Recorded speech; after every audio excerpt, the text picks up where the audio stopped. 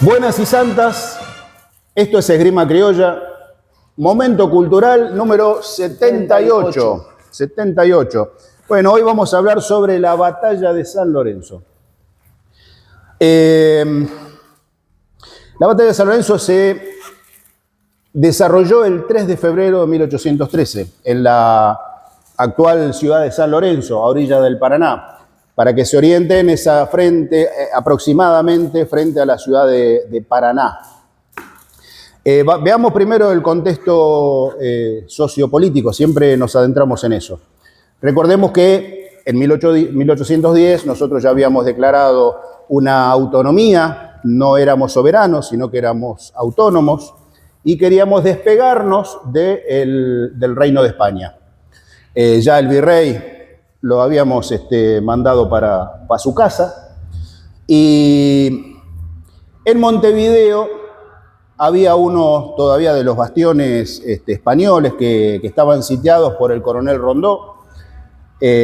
O sea, no podían desplazarse por tierra, sino que ellos, la única forma de aprovisionarse era salir a robar a distintas poblaciones. Gracias, Lourdes. Claro, en las costas del lado argentino, diríamos, hoy en día. En ese momento no existía ni Argentina ni Uruguay. Claro, porque por tierra estaba todo sitiado, no podían salir, entonces tenían que salir por agua. Y Uruguay era un lugar que todavía estaban los realistas. Los realistas. Por el otro lado, por el norte, por Perú, por Bolivia, actual Chile, también descendían los realistas, y las provincias unidas del Río de la Plata trataban de despegarse de ellos y combatirlos, en definitiva. Había una flotilla que sale de 11 barcos, 11 naves, que sale por el Paraná, ascendiendo por el Paraná, entra por el Guazú, montando sobre el río Paraná precisamente, a cargo del coronel Zavala, un español. En su flota llevaba aproximadamente 250 marinos, más 250 soldados, más marinos, unos 50, eran 300 hombres aproximadamente. Y la idea era ir a saquear pueblos porque necesitaban comida, no tenían para comer. Con lo cual empiezan a costear el río. Esto en marzo, un año antes, en marzo de 1812, llega en una corbeta inglesa, la Canning, entra un soldado español que nosotros, nacido en Yapeyú, Corrientes, que era el señor en ese momento, José de San Martín. Cuando llega a San Martín, claro, a ver, veamos en la historia, San Martín era un hombre que viene en una corbeta inglesa. Se decía que era un espía inglés. Hizo una carrera militar al servicio de la corona española. O sea, ¿cuáles eran las intenciones de San Martín realmente? La cuestión es que un hombre muy capacitado, este hombre hace su presentación ante el triunvirato, y él decide formar parte del ejército nacional. Ahí un dato, 9 de marzo arriba él a Buenos Aires con la fragata Canning. El 16 de marzo se crea el regimiento de granaderos. Claro, pero pasan 5 días. Pero eso pasa a pedido de San Martín, que quería organizar un ejército de élite para combatir. Y fue, por supuesto, como dice Jorge, fue aprobado por la Junta de Gobierno. Señor. San Martín llega y forma un ejército. Sí. A los 5 días que llega, o sea que no conocía a nadie, ¿no? De los que... Hay un reclutamiento previo. ¿De dónde saca la gente? ¿A quiénes buscó? Ok, ahora vamos a llegar, ahí vamos a llegar. Hay un refrán que dice que los patricios son los padres de los granaderos. Exacto. Los patricios son los que se incorporan, los primeros se incorporan como granaderos. Y hay un detalle. Todo el que está en una fuerza, los masones tienen su saludo, el Boy Scout tiene su saludo. Todo el mundo tiene algo que lo identifica como grupo social, como algo. Los patricios tenían una trenza. Cuando estuvo la rebelión de las trenzas, los amenazaron con cortar la trencita, se pusieron como locos, con justa razón. ¿Qué tenían los granaderos? ¿Saben? Un aro. Ahora, ¿para qué me sirve yo ponerle a un soldado un aro? Yo veo, después se me escapa y anda alguien con un aro vestido de gaucho y es un desertor. Claro. ¿Y qué hacemos con los desertores? Lo matamos. O pasamos de huello. Sí, que es lo que corresponde. Bien, recordemos que esa junta, ese triunvirato, estaba conformado por Juan José Paso, Rodríguez Peña y Álvarez Jonte. San Martín le pide a esa primera junta, mejor dicho, la segunda junta en realidad, porque ese año 1813 se sucedieron distintas juntas hasta la asamblea del año 13. Le pide la conformación de un cuerpo de élite. Le dan el ok y San Martín arranca a armar ese grupo. Estaba conformado por la gente que estaba presa, detenida, porque necesitaba gente que realmente fuera al frente. Para hacer un grupo de élite no podés llevar Boy Scout, tenés que llevar tipos que realmente se la jueguen. Están jugados en realidad. Otro grupo, gente sufrida. Otra gente que también conformó fueron esclavos, pero enviados por sus, y vamos a llegar después al punto este del esclavo. Enviado por su patrón, que decía, bueno, a ver, yo voy a donar 5 esclavos. Recordemos que todavía no se abolió la esclavitud. Lamentablemente había gente esclava. Con lo cual, bueno, ahí va armando su grupo. En principio conforma un grupo de 10 hombres, después llegó a 50, y cuando San Martín inicia esta campaña, tenía 120 hombres. Él remonta durante 5 noches, porque él sabía que la flota inglesa iba remontando el Paraná, con lo cual... Tengo un problema con los ingleses, ese es el problema. Remonta la flota, veía que la flota española iba remontando y bueno, y tenía espías que le iban contando que anoche pasaron por acá, ayer a la tarde pasaron por otro lado. Entonces, él sabía. Uno de los espías, o espía era Ángel Pacheco, que fue un granadero de él, que lo acompañó durante gran parte de la campaña, que iba por la costa vestido de paisano, viendo perdón la mano. La flota española. Y miren esta cosa. Uno dice, bueno, ahí es un héroe, el tipo cruzó los Andes, combatió. Cuando Rosas está en Caseros cayendo, Pacheco le dice, don Juan Manuel, me voy a pasar de bando, me voy con los unitarios. Pero eso está mal, ¿por qué lo hace? Es un traidor. No, el que avisa no traiciona. Y de ahí nace la frase. Así nos damos cuenta cómo una persona puede hacer algo bien y después ver que hace algo mal. O sea, nada es blanco ni negro, existen los grises. Le agradecemos sus servicios prestados como granadero y no lo recordamos bien por cómo se comportó con Rosas, pero no todo es absoluto. No nos vayamos por las ramas, le dijo una hormiga a la otra. Bueno, claro. La idea es que San Martín entonces remontó por tierra con sus 120 soldados, remontó hasta el convento de San Carlos de Borromeo, en la localidad de San Lorenzo, hoy actual San Lorenzo. Él quedó apostado ahí con sus soldados, les prohibió a los soldados que encendieran fuego ni que hubiera gritos o que mantuvieran la voz baja. Y bueno, la flotilla llegó con la intención de saquear al convento y a las localidades ahí próximas. A ver, a ellos les servía todo lo que sea comida, todo les servía, ganado, porque tenían que recuperar para llevar a Montevideo para darle a su tropa. Ya apostado San Martín ahí, como dice la famosa marcha, Febo asoma, ya sus rayos iluminan el histórico convento. Tras los muros sordos ruidos, oírse dejan de corceles y de aceros. ¿Esto qué quiere decir? Sobre pasadas las 5 de la mañana, San Martín, subido a la espadaña del convento, la espadaña es el lugar donde está el campanario, con su catalejo, él observa que ya la flota estaba pronta a desembarcar. Alista sus 2 escuadras, él divide sus 120 hombres en 2 escuadras, una a cargo de él, y la otra a cargo del capitán Bermúdez, otro héroe que no es tan recordado. Y ahora les digo por qué.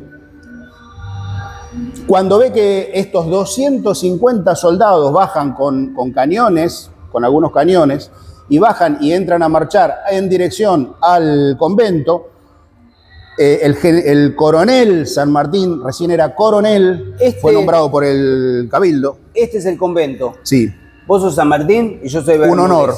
Un honor. Y ahí viene derecho hacia nosotros, vienen los españoles. Exacto. Yo estoy escondido acá atrás. No nos ven. No nos ven. O sea, la finalidad era hacer un sistema de pinzas, se llama militarmente, que era envolver a la tropa enemiga por ambos lados. ¿Puede ser que no haya visto eso, que no haya estudiado de los hindúes? No, se dice que de las batallas turcas, que las aprendió a la vez Napoleón de ahí y estaba muy de moda la estrategia turca. Por eso él tiene un Samshir, hay muchos detalles de época. Tome, vamos a darle un mate a la directora. Bueno, la cuestión es que arremete. Sale primero San Martín. Y ahí está el problema. Arremete primero San Martín por el lado derecho y Bermúdez por el lado izquierdo, un poco más retrasado, y los realistas empiezan a defenderse, porque sabían que estaban avasallados, no se la esperaban. Cuando sale San Martín por este lado, es alcanzado por un disparo de cañón y su caballo cae. ¿Sí? Acá es donde entra en juego uno de los hombres más importantes de la batalla, quien salvó a nuestro hoy general San Martín, que es el soldado Juan Bautista Cabral. Era soldado. Correntino el hombre. Sambo, hijo de esclavos. El esclavo también, o sea, los padres eran esclavos angoleses que estaban a cargo de un señor Cabral, de apellido Luis Cabral, que era un estanciero. Este señor entrega al esclavo. Que igual, ¿cuál era el problema? Toma, toma, te doy un esclavo. Si total, la vida no. ¿Tenía el apellido del...? Le había dado porque él tenía otro apellido, Cabral. Entonces, le da el apellido. Claro. La cuestión de que cae el caballo de San Martín, un caballo bayo. Es un mito que dicen que San Martín tenía un caballo blanco. Un caballo bayo es un color marrón clarito, para que simplificarlo, para que se entienda. Ya lo vimos en momentos culturales del caballo. Si quieren ver sobre caballos, vayan a momentos culturales anteriores. La cuestión de que cae el caballo y queda apretado de un lado, con el estribo, por supuesto, de ambos lados. Le queda atrapada. Le queda atrapada. Y acá hay un mito sobre esto. ¿Lo sacó realmente Juan Bautista Cabral, el soldado Juan Bautista Cabral, de abajo del caballo, estirándolo? O sea, sujetando de los brazos. Son 500 kilos encima de una pierna. Es imposible. Cuando el caballo costalea, van los guardianes, ¿viste? 4-5. En la jineteada. Son apadrinadores. Pero una cosa es un caballo vivo que se levanta y se va, por más que lo lastime al hombre. Y otra cosa es que el caballo quede en el piso. O sea, a ver, es un mito que lo haya sacado jalándolo de los brazos. Si lo saca, no. La gente de campo, la gente que sabe de caballos, esto, los que nos siguen, lo van a interpretar muy bien. Y si yo lo saco, lo tiro de la pierna y lo termino lastimando. Lo que se cree que este hombre, conocedor de campo, o lo ha tomado de las riendas al animal para poder correrlo, o lo ha enlazado con su propio caballo, lo movió quizás otro soldado, y sí Cabral lo rescató de abajo. Acá hay 3 personas, 1, 2, me falta una, 3. 3 personas que pudieron observar. Recuerden que en ese momento había gritos, caballo, corrida, sangre, humo, o sea, en tierra, claro, no había, o sea, no se podía ver. Había un cronista de apellido Robertson, que casualmente iba para el norte y se encontró con San Martín ahí en el convento y bueno, y presenció la... Es el inglés que dicen que era el espía inglés. Sí. Paris Robertson fue un mercader que comerció en la época de Rosas hasta que cayó Rosas. ¿Era espía inglés? Yo supongo que sí. o por lo pronto Era inglés. y espía. Sí, sí, sí. Para mí colaboraba con información. Sí. Y ahí a que hayan tenido una mala intención. El general San Martín lo fue confió. funcional a la independencia. Claro, el general San Martín le confió. Después había un párroco, el párroco de ahí del convento, San Carlos, que era el párroco García, que las cenizas hoy están en el convento. Y por último estaba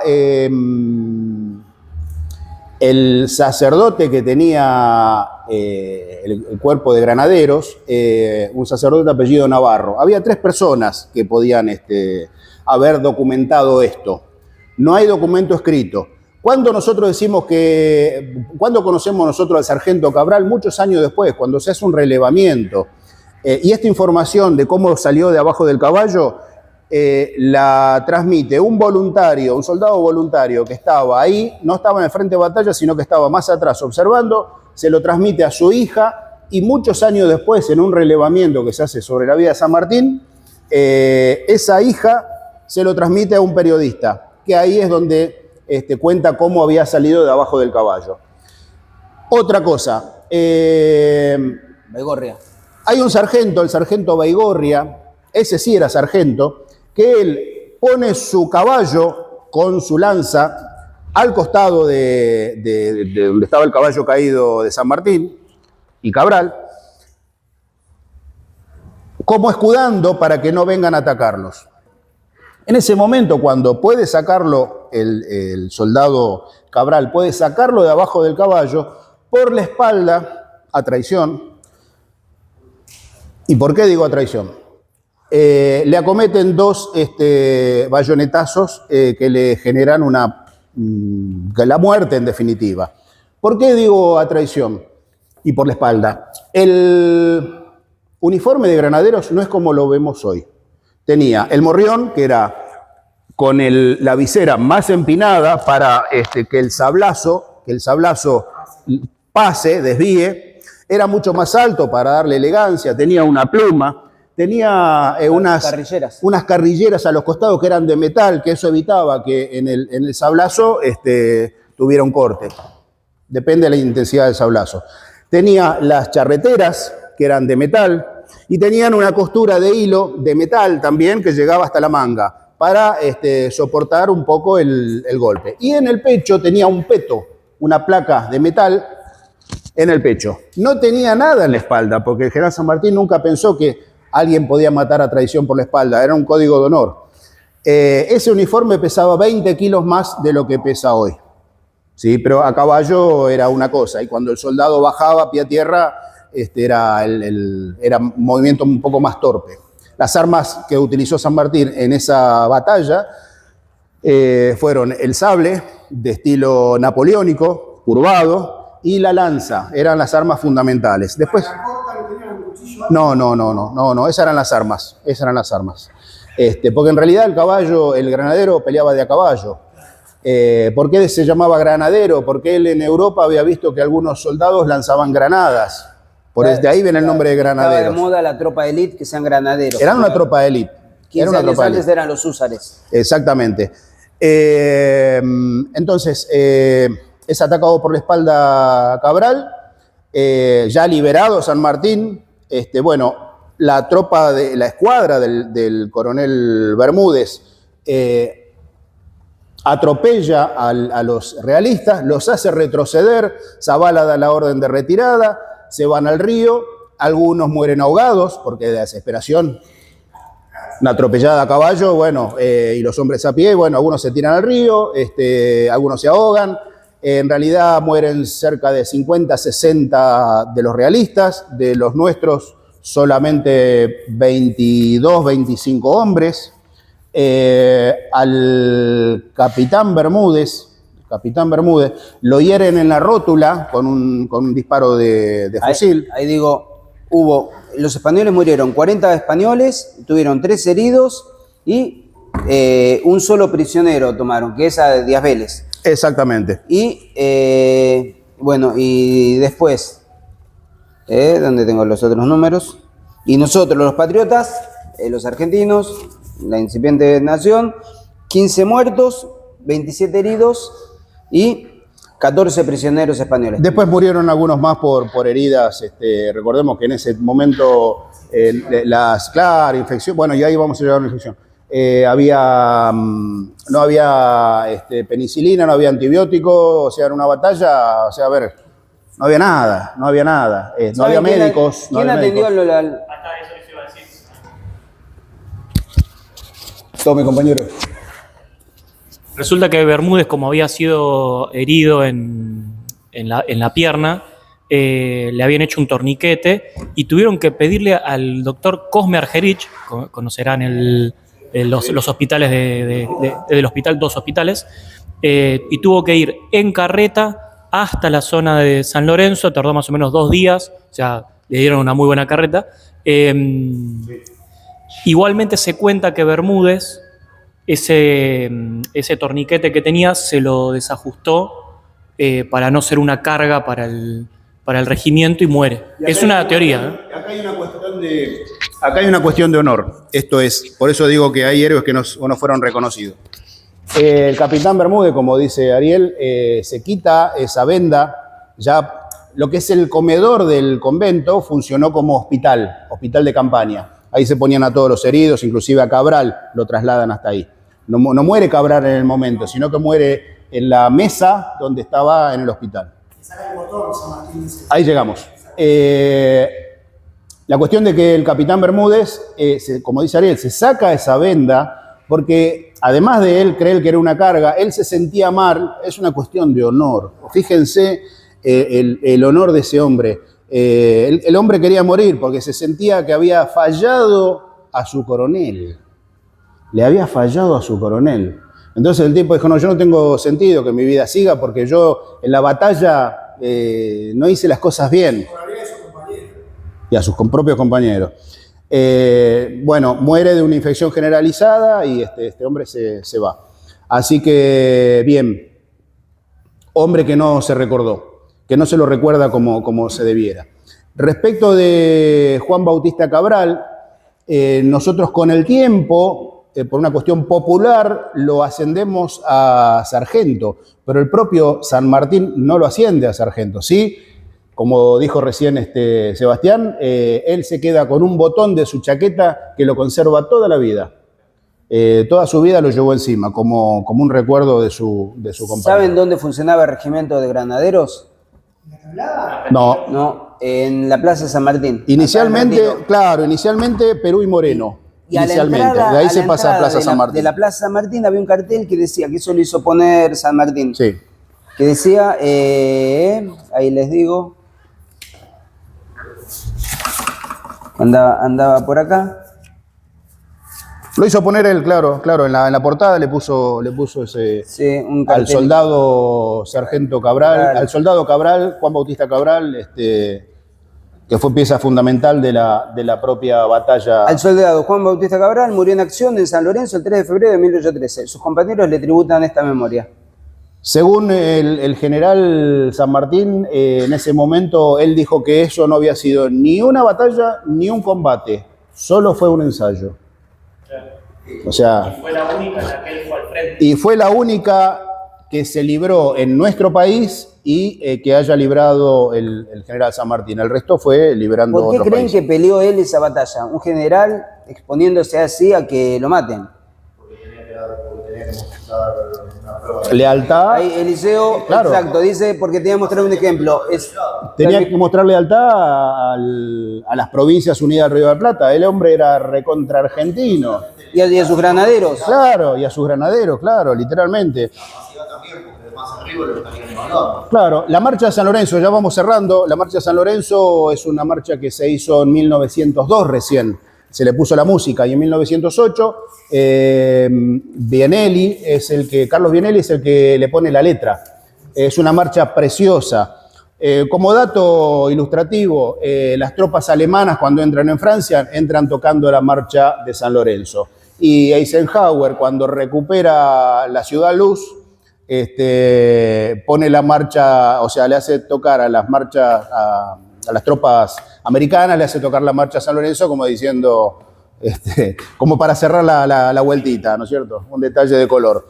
Y bueno, el sargento Cabral, siempre recordado, hombre fundamental. Si Cabral no lo hubiese salvado, Cabral y Baigorria, el puntano Baigorria, si no hubiese salvado al general San Martín, ¿qué hubiese sido de nuestra patria? ¿No es cierto? Entonces siempre recordamos a Cabral como Cabral, soldado heroico, cubriéndose de gloria, cual precio a la victoria, su vida rinde, haciéndose inmortal. Así que bueno, gracias a todos esos héroes de la patria y bueno, nos vamos yendo. Vamos yendo. Hasta el próximo Vamos momento ensillando. cultural. Hasta el próximo momento cultural. ¿Cómo? ¿Qué es esto? Esto es Esgrima Criolla. Esgrima criolla. Bueno, gente, el que quiera un momento cultural el sábado próximo no tiene más